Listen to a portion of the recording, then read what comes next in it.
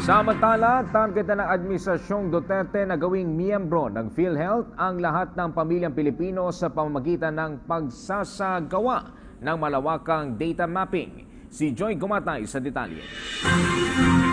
Hindi maikakaila ang tagumpay ng PhilHealth sa pagbibigay ng serbisyong pangkalusugan sa publiko.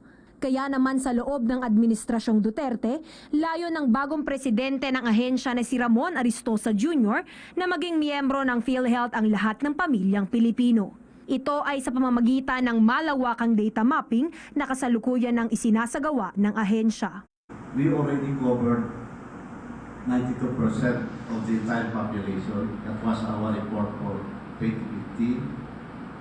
And of course, this is a continuing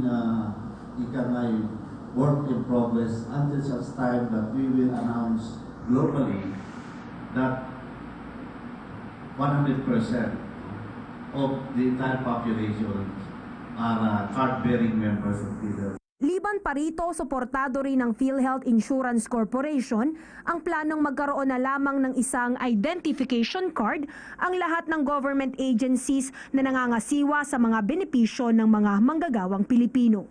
Ngunit ani Aristosa, hindi magiging madali ang hakbanging ito dahil sa mga sensitibong issue tulad na lamang ng costing at data sharing. Sa kabila nito, binigyang diin niya na hindi naman kawalan sa mga PhilHealth members ang hinihiling nilang unified ID system na hanggang ngayon ay hindi pa rin maibigay ng pamahalaan.